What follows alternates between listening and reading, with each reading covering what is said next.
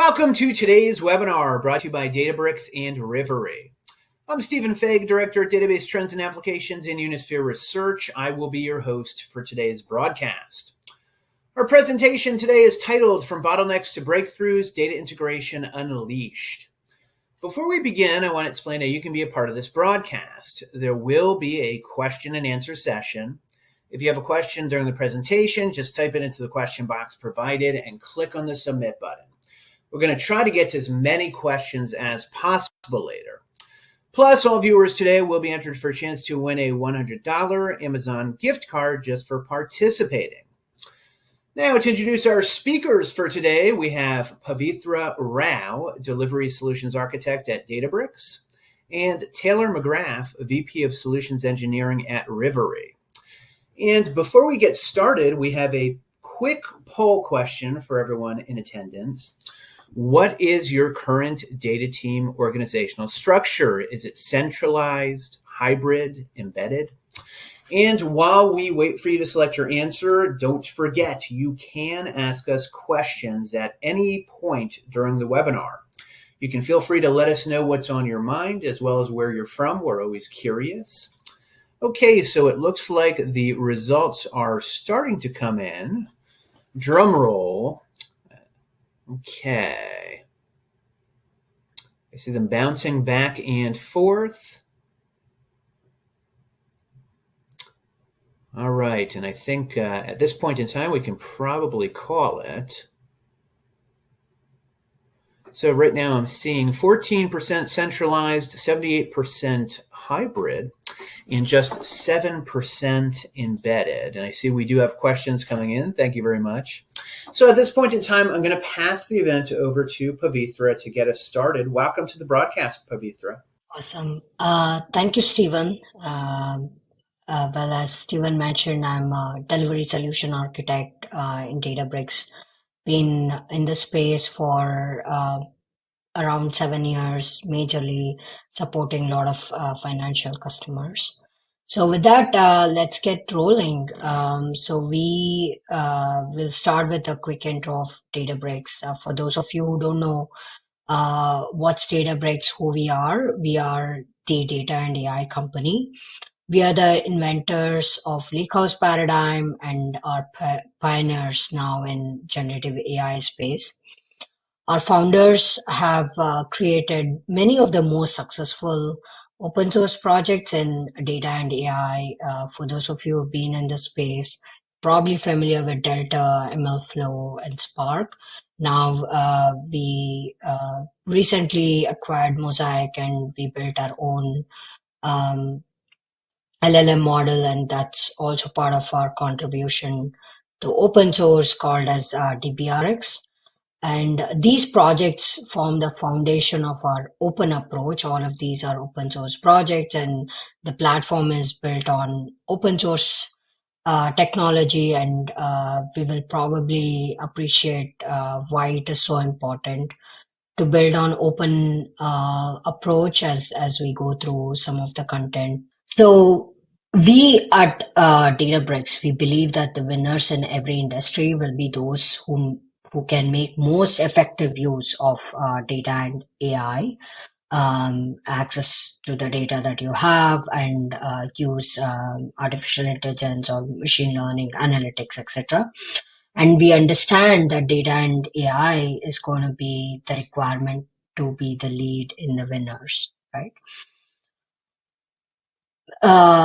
But it's not as easy as said. Most organizations struggle to realize this vision because it's not easy to have this kind of success. You have to build a lot of different softwares and stitch them together.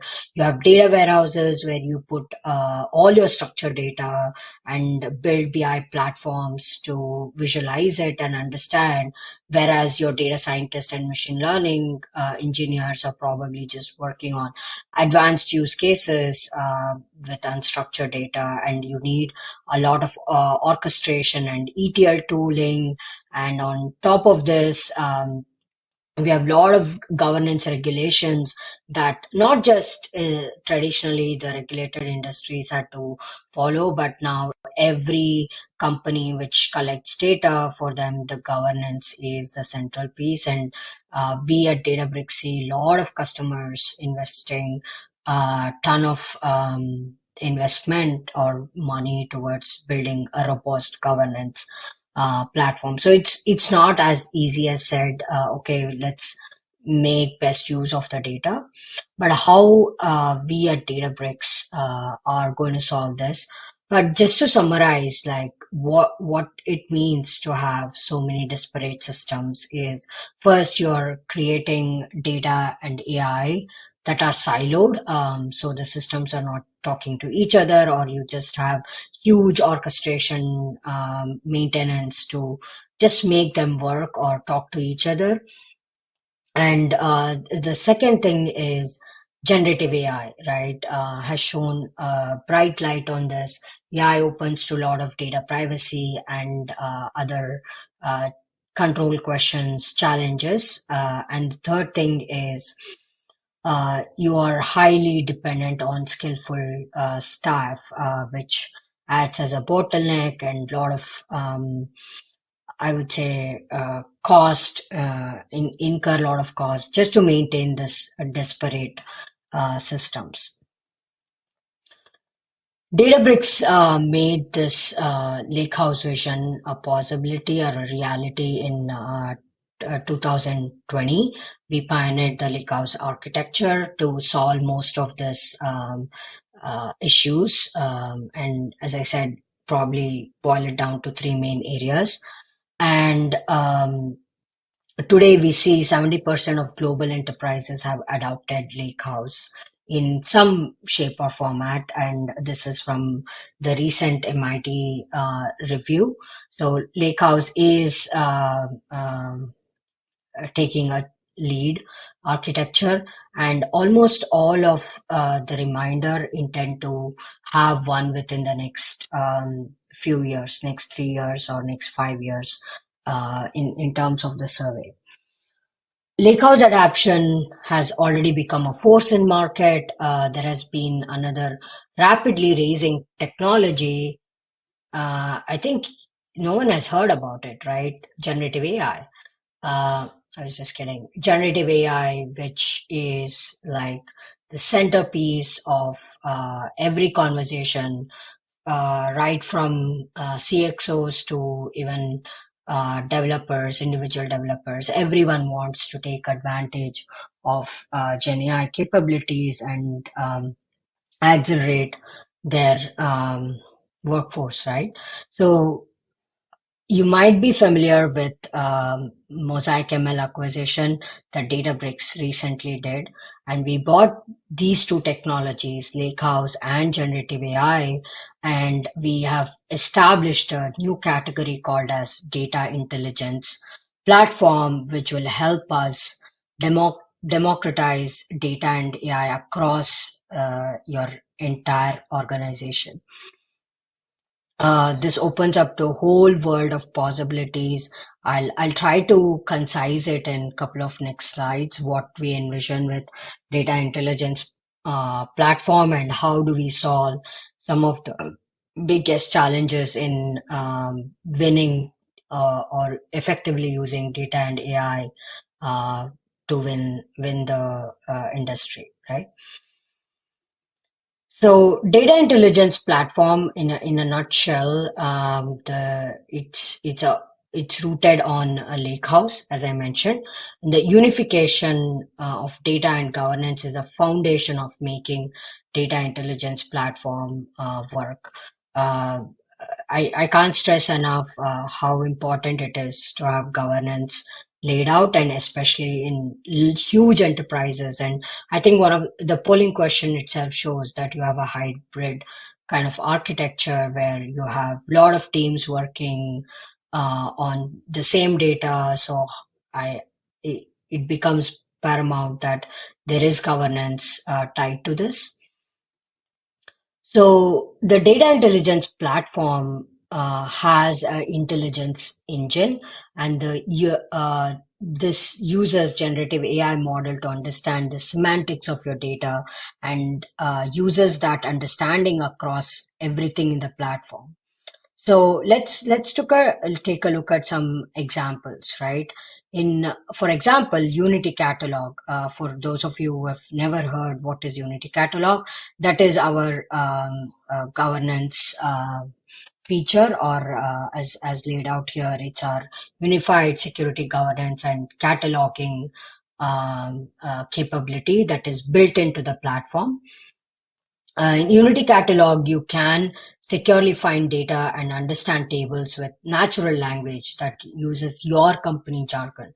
The intelligence engine is just trained on your data. It uses your data and semantics to answer your own questions, and you can use natural language to query these and then get answers very simply.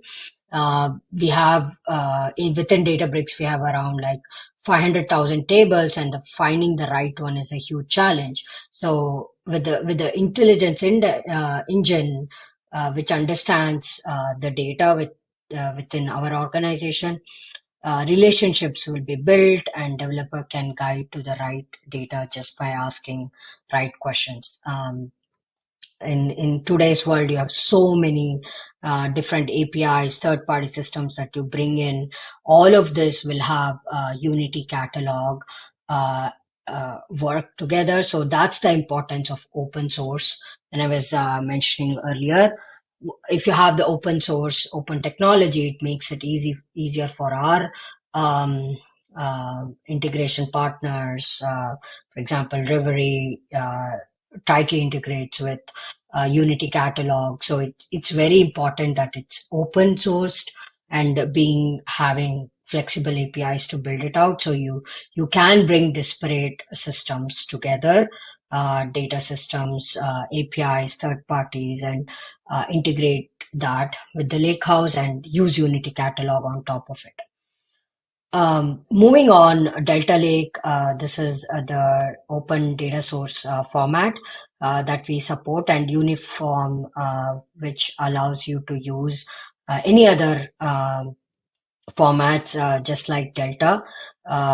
If you're interested more, feel free to search. And this is also revolutionizing your paradigm, the data formats. And lastly, in the SQL workflows and Delta Live tables, you're able to automatically take advantage of these underlying capabilities and build out your workflows, SQL queries, and automated data quality checks using Delta Live tables. And finally, Mosaic AI. This is also the intelligence engine that powers your results. And as I mentioned, we recently acquired Mosaic AI to enhance the intelligence. And the best part is you're not using any of the open models like ChatGPT or other ones, GPT. This is proprietary to the data that you build, you use. That model is just trained on your own data and answering your questions more relevant than having to search the whole internet just to answer, hey, what was the consumption for my ex-customer in last couple of months? I don't think we need internet for that. We just need the model to be trained on the data that is available in the lake. So that's how we are integrating Mosaic AI, and we are really excited about how the platform enables your organization to build your own generative AI applications. This is just a list of all the capabilities that we provide under the hood for Mosaic AI. You're not just building off-the-shelf models, but you can also use end-to-end AI with governance, monitoring, AutoML, lineage to track which data is used, what kind of training is done, who is accessing it, can I monitor not just the cost, but also audit and send alerts for PII data detected, or if the workflow is failing, etc. In summary, just to put this into 3 bullet points here, a data intelligence platform enables you to democratize data and AI. First thing is you can access this with just natural language. Everyone can use this to quickly discover insights. Time to market is so much faster now, not having to depend on some highly skilled developers to come and help you just discover where the data is. And simple to operate makes the complexity and heavy lifting very low. And custom AI on your private data. I think I just gave an example to that. You would just need your intelligence engine trained with your own data, which is not leaving your network or lake, and then take advantage of the generative AI capabilities. Um, Finally, how do we really democratize data and AI? There is many teams who know what they want from the data, but they lack the skills to get answers, right? How can we extend data and AI to everyone in the organization? This is where we created our own project called as Project Genie, Genie Space, where you can just load all the data that is relevant to a particular team or their own use case, and provide them their secured space and let them ask questions to the data that is already available. So it's form of like a small chat GPT for their own data assets, which is more secure. Data is secured, and they're getting more relevant answers, right? Um, and this requires no notebooks, no code. They can just come in and start asking questions. Finally, all of this has been built on open source and open standards, as I mentioned, and integrating with tools you have today or new technology. You might adapt tomorrow. We have made it simple with the open source and technology, makes it much easier for our partners, data integration partners, orchestration partners, name it any, to build their APIs on top of it. And for you as an organization, you don't have to um, do a trade-off between using A versus B, or of course, the more you have, it's hard to manage. But as your enterprises grow, you bring in more third-party systems, or you acquire some smaller organization. They might have their own small set of tech stack. How do we integrate rather than just rebuilding? Databricks provides that flexibility for our partners. And without having to say, today we are discussing about Reverie. So I'll pass it on to Taylor to um, further take us into how Reverie and Databricks work together as an architecture. Okay, first, so let's talk about the problem of data integration. So what organizations want is time to value, to be able to do things fast and have different skill sets, be able to access data. And but sometimes these problems are complex. These needs are complex. And when it comes to data architecture to kind of solve for these two variants, we usually either have point solutions that maybe are no code, low code, that are for a very specific need, that are easy to use, yes, but can really only solve simple problems.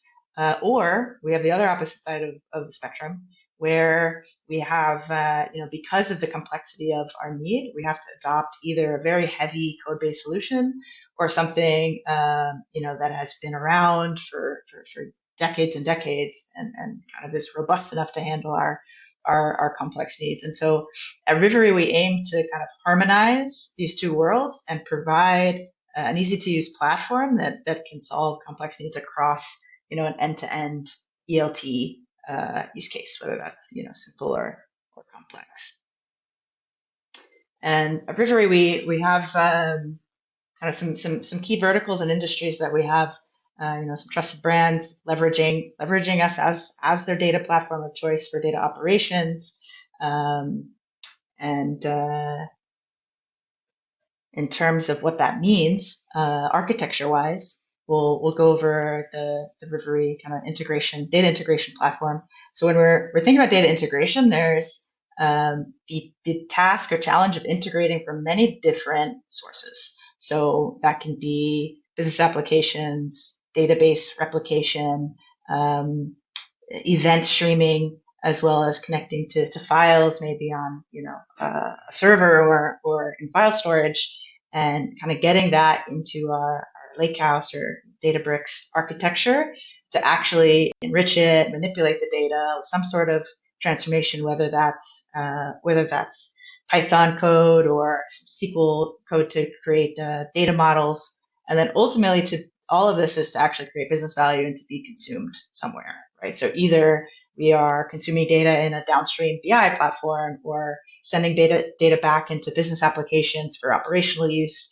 And now with the advanced technology of generative AI and having AI and ML workflows being more commonplace initiatives in the enterprise, everyone wants to leverage data, right? And we have more opportunity than ever, more use cases than ever to leverage data. And so it's that much more important of a challenge to integrate all this data together so that it's consumable for whatever use case downstream. And so in Rivery, all of these kind of fundamentals of building data pipelines and orchestrating and managing data pipelines is possible in one platform.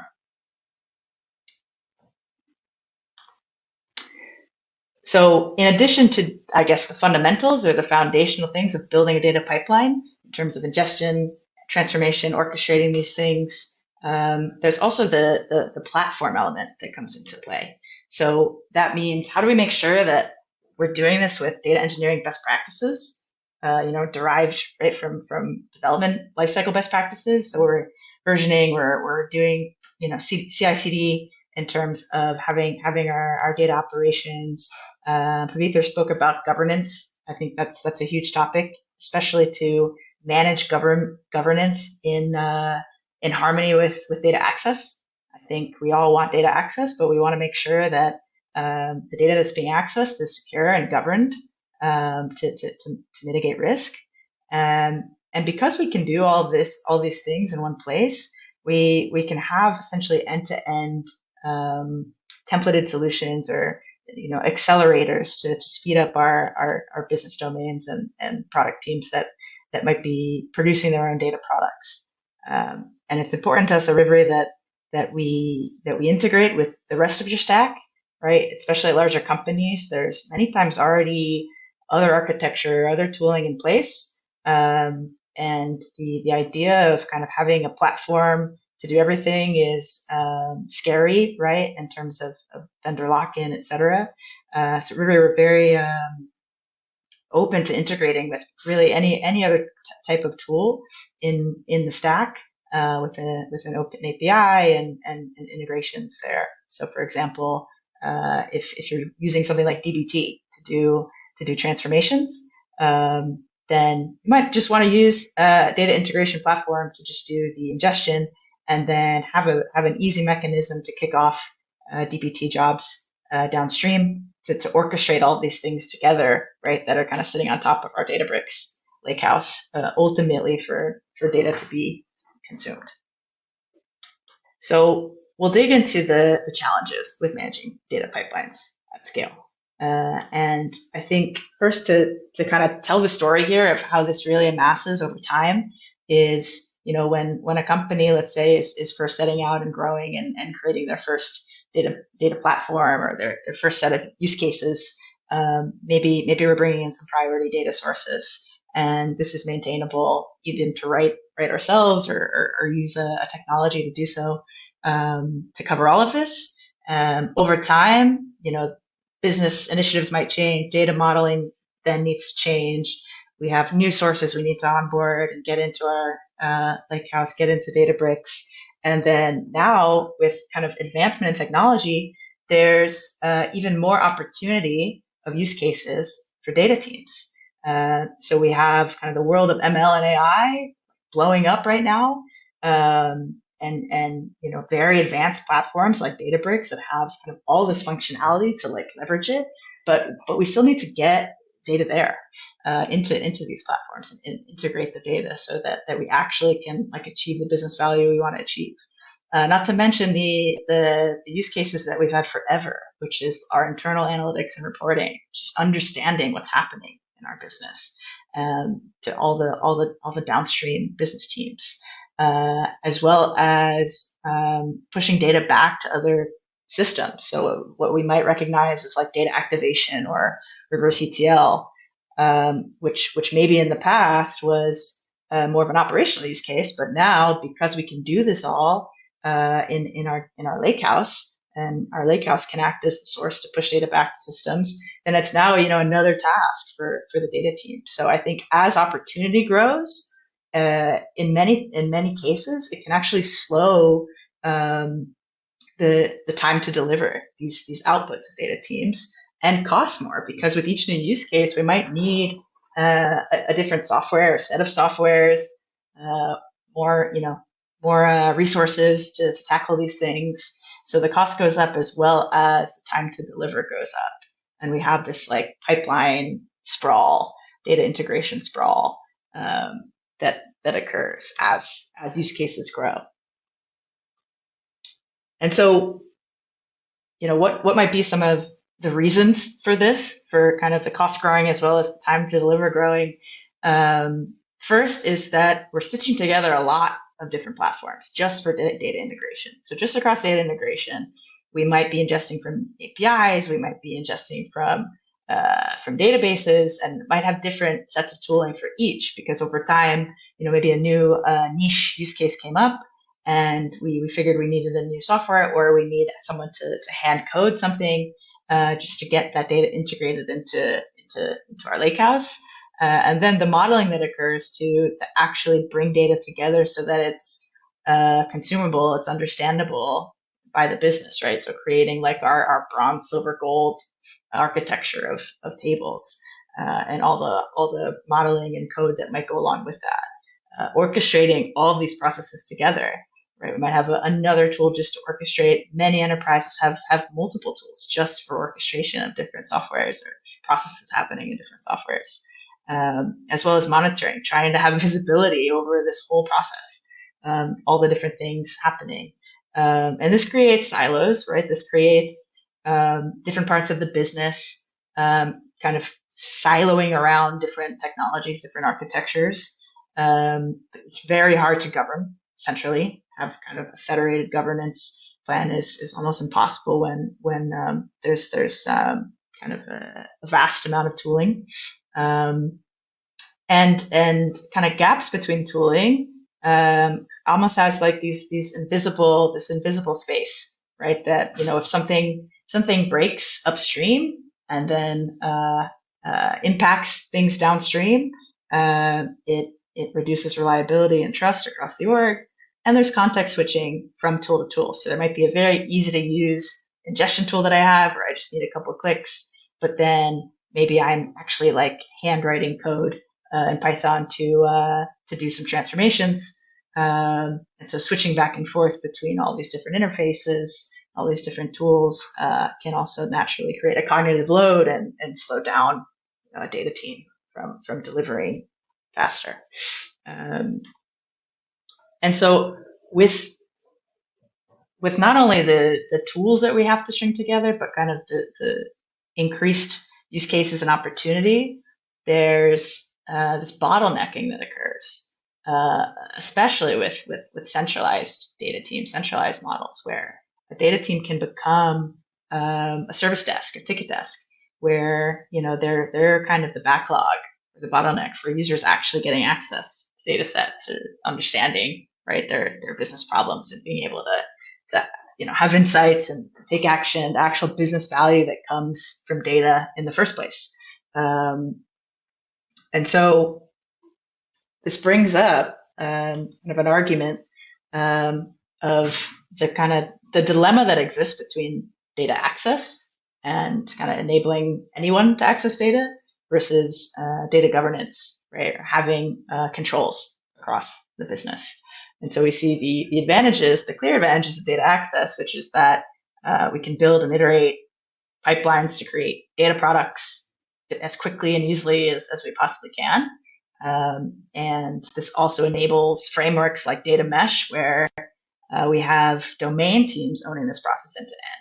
So the skill sets widen for who can access data and who can produce valuable things with data. And this fosters innovation across an organization. Whereas the risks of this are that things are unprotected. There's no guardrails in terms of what people can use, what they can consume. And especially now in the day and age where lots of softwares are consumption based and how they price, this is important, right? So to manage kind of the consumption across an organization of these tools. Whereas with data governance, there are clear advantages of understanding people's access to data, controlling what teams can access which sources or which parts of their Databricks instance. Maybe some areas should be reserved for analysis, while others are like the production sets that we're using to train our AI models, and adhering to kind of the compliance and security protocols, especially in more heavily regulated industries, having visibility over everything that's happening. The risks of kind of focusing too heavily on governance is that this naturally delays access to data, which delays outputs that can be valuable to the business. It costs a lot in terms of resources, and ultimately decreases innovation.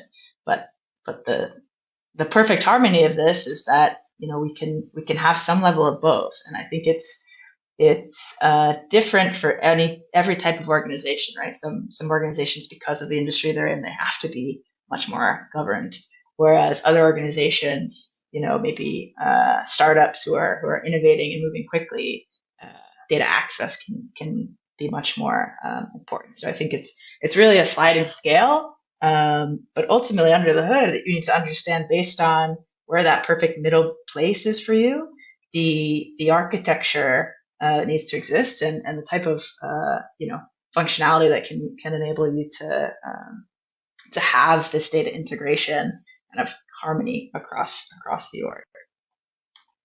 So what does this mean in terms of like tackling these challenges? What could this actually look like? And so in terms of the approach that we take at Rivery, and if we're looking at on the left here, where we have what we call data integration sprawl, we see that we have data sources, we have kind of all these like integration pipelines. We have our ecosystem that's around, our lake house. Let's say Databricks is in the middle, and we also have the end outputs here.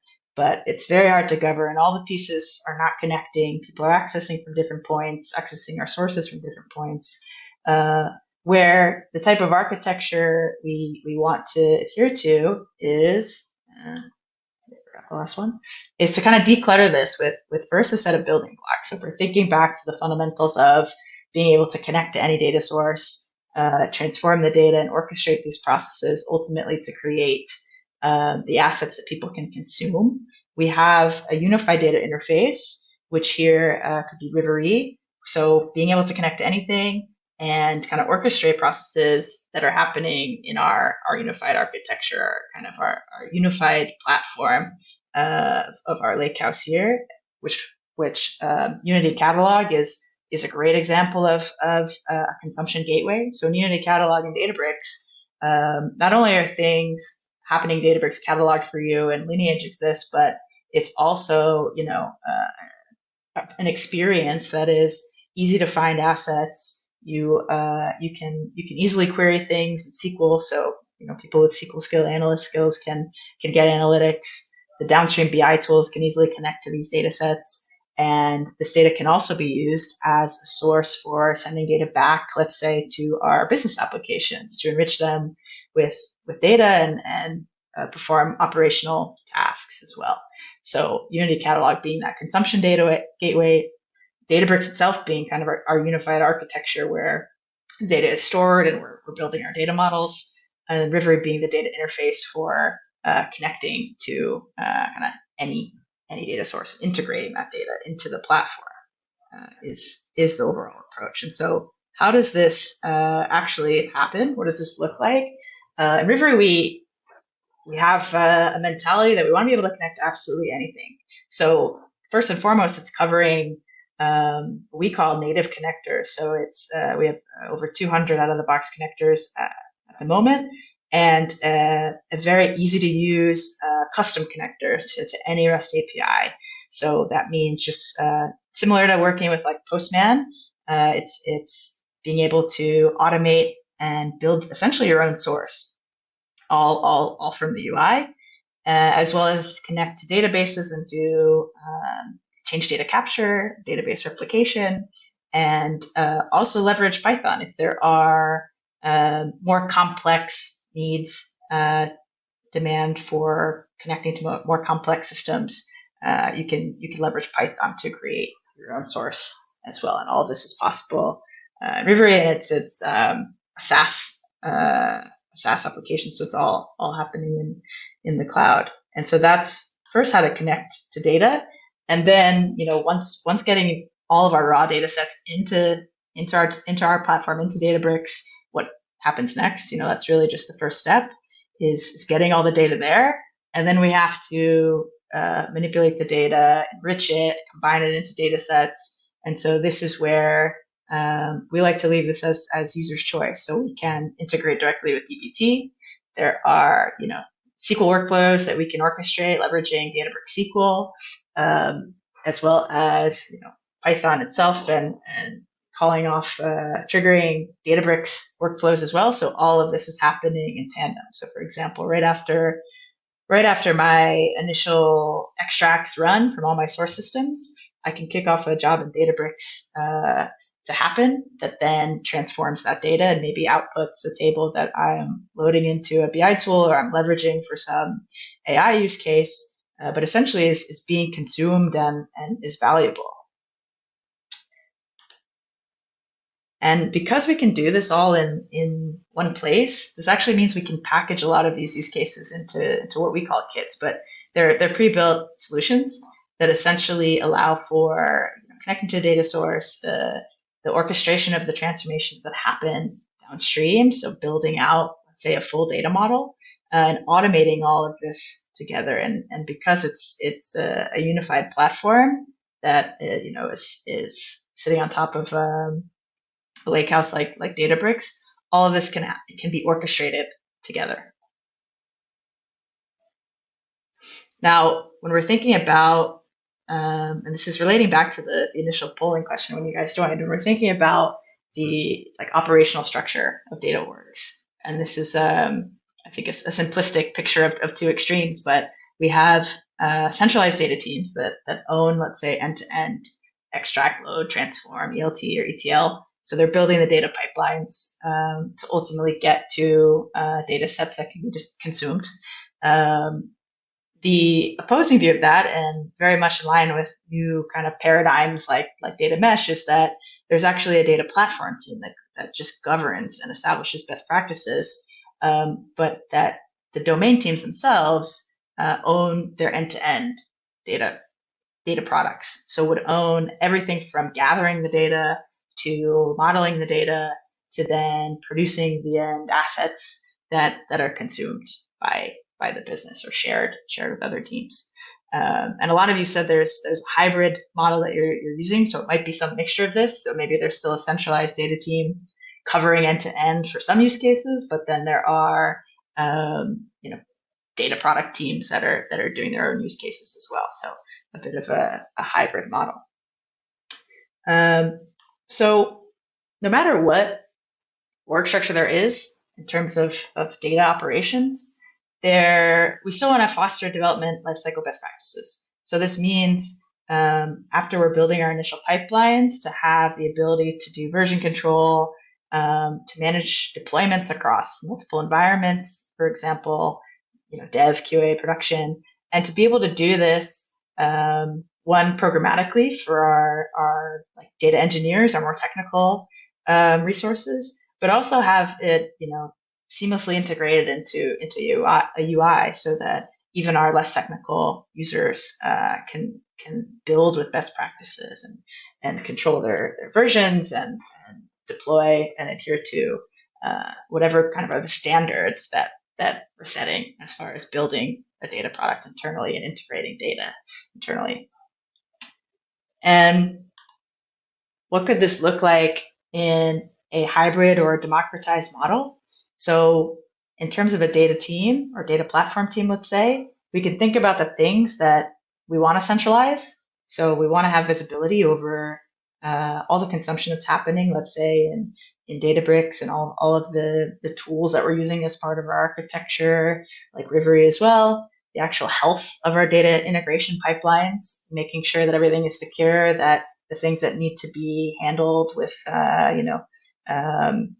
like PII, for example, are handled to adhere to whatever compliance is needed. But that we also provide the downstream capabilities for domain teams to self-serve themselves. So there's centralized governance, let's say, but decentralized creation of data assets. So everything from ingestion to transformation to ultimately producing these assets and being able to have these different areas or controlled silos, let's say, where these teams can operate fully to produce what they need to produce for their team.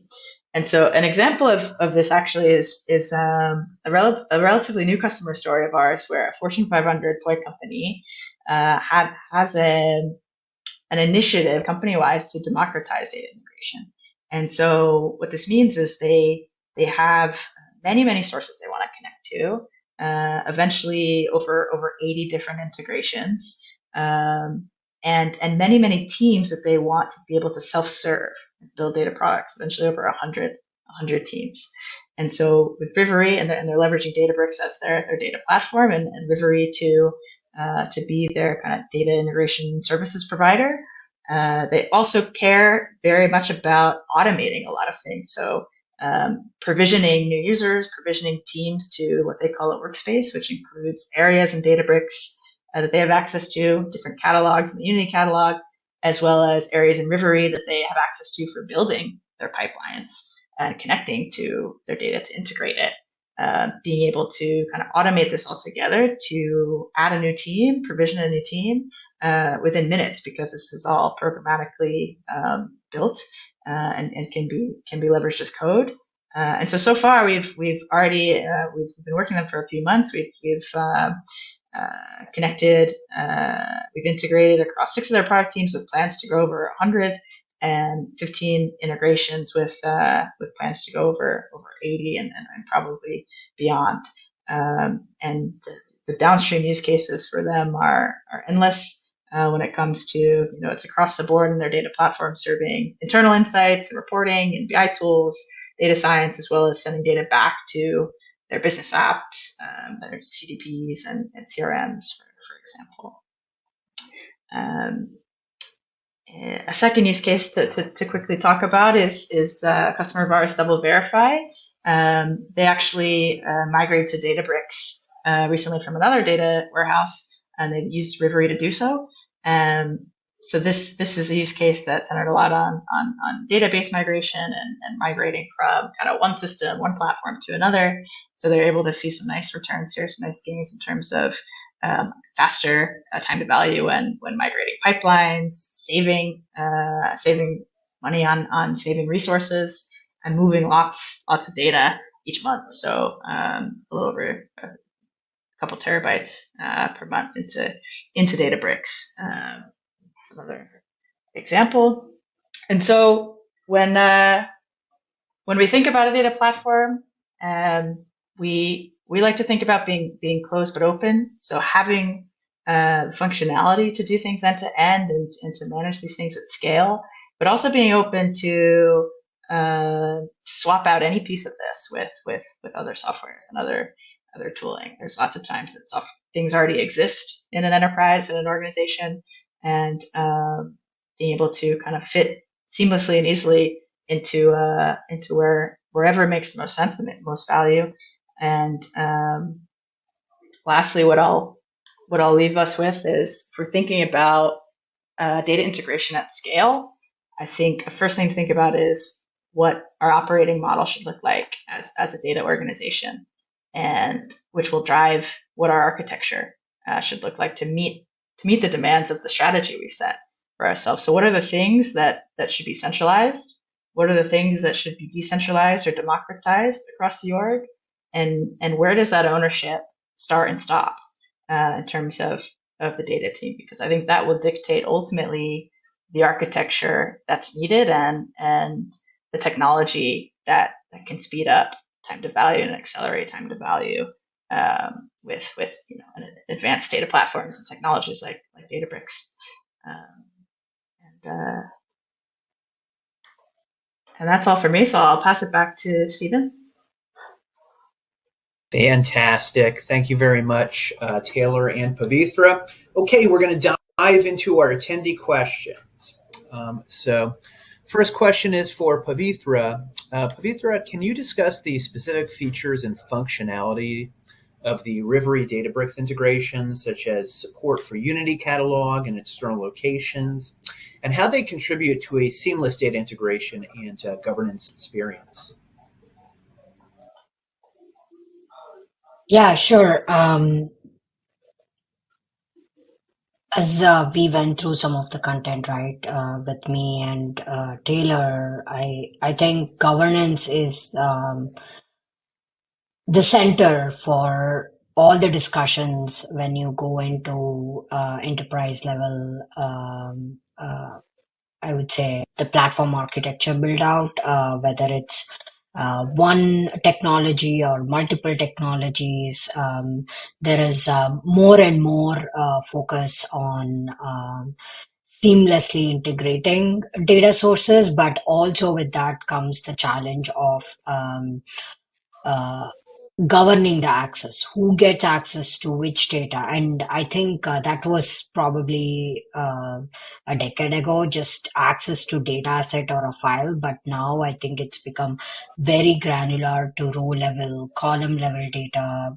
Can we mask this particular data column if the persona of the user who's accessing is analyst versus someone on the audit side who needs access to the same data but with more privileges. So do we end up creating multiple copies because there are so many use cases for accessing the data in different granular level, or do we use more advanced technologies or governance framework to govern the data?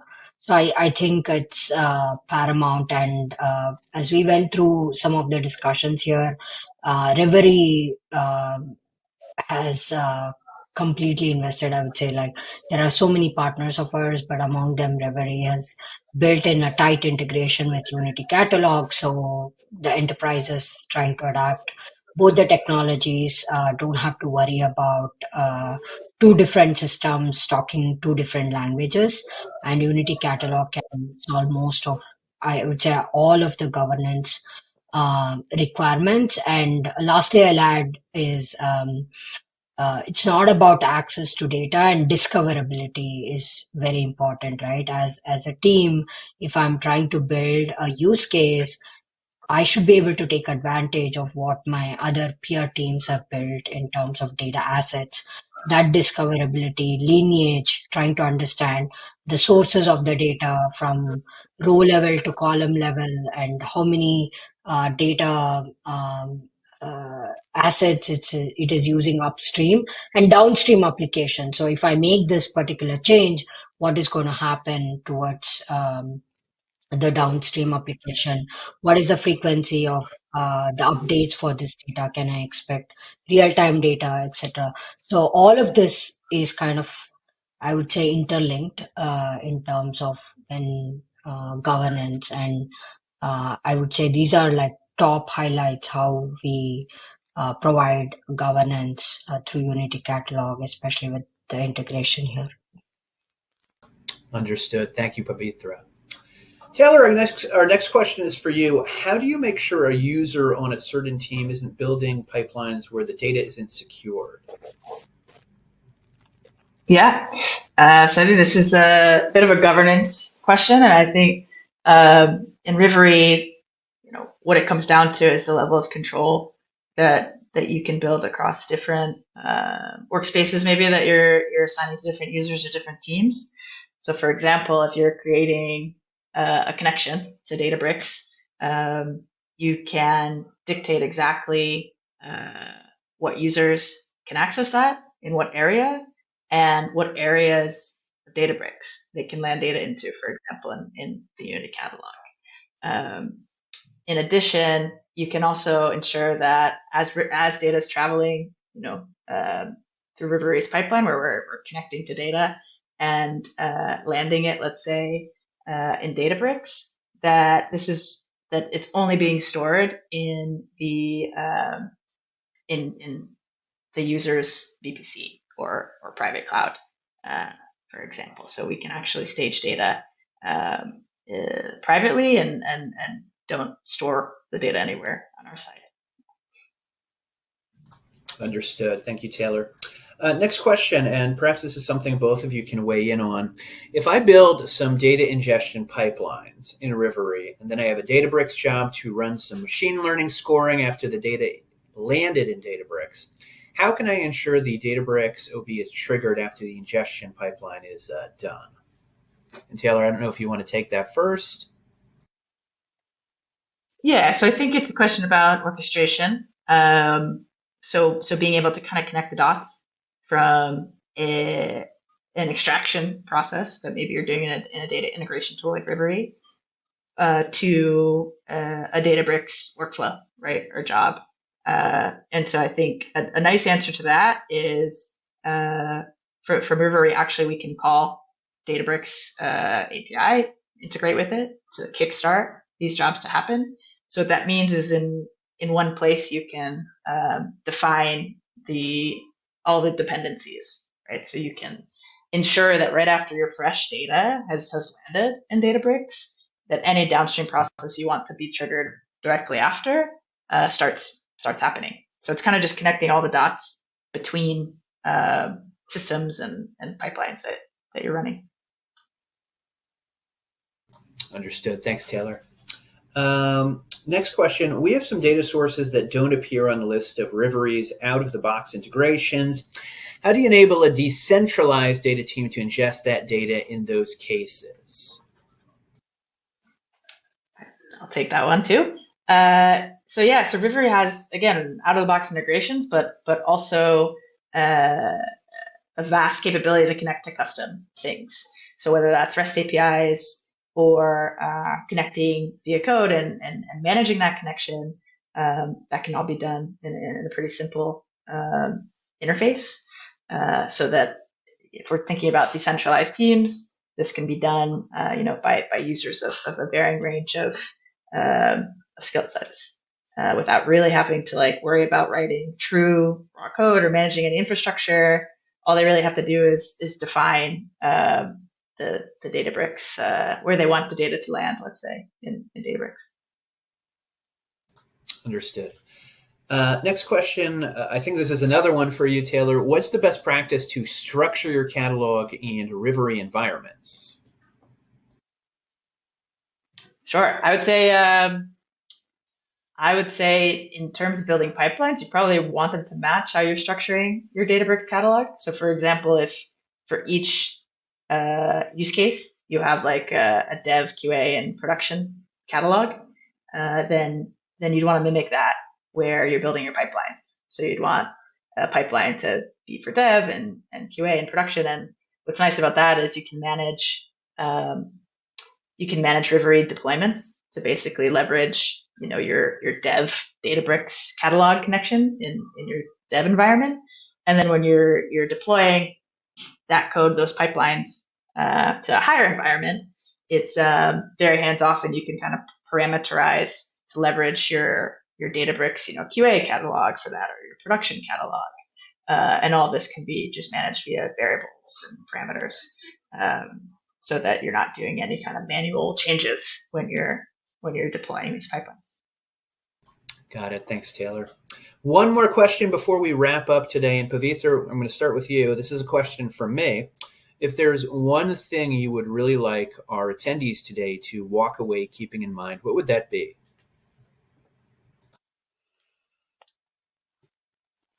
I would say the space is evolving very fast, and adapting to this space is definitely a challenge, especially you're in big, large enterprises. So one thing I would always call out is you're probably looking into technologies, platforms. Always keep an eye out on whether this is open, the solution is open, or and I would say it should be open. So later down the lane, you're trying to adapt a new technology, it's much easier to integrate. That is one thing I will definitely call out from this conversation. And again, it's challenging to integrate disparate systems, third-party APIs, and then build out end-to-end solution. So you don't want to rip off just because you're trying to use another technology and build from scratch. So that would be something I would take away from this conversation if I were an audience. Understood. Thanks, Pavitra. And Taylor, if there was one thing you'd really like our attendees today to walk away keeping in mind, what would that be from you? Yeah, I think I echo what Pavitra says. I think it's important today to think about future-proofing what you're doing, right? So we're thinking about if we're just thinking about true technology and just the technology itself, I think that's maybe coming from the wrong approach. I think we want to think about our company's overall data strategy and what the architecture is to meet that strategy that's actually going to move the company forward, and then think about what are the technologies that actually can accelerate this, what we're doing. But also we'll be able to accelerate what we're doing, in a year, 3 years from now, because of kind of how they fundamentally work, and will they still be able to solve XYZ problems, if challenges evolve. So yeah, basically building off that answer of kind of thinking about things from a future-proof lens. Absolutely.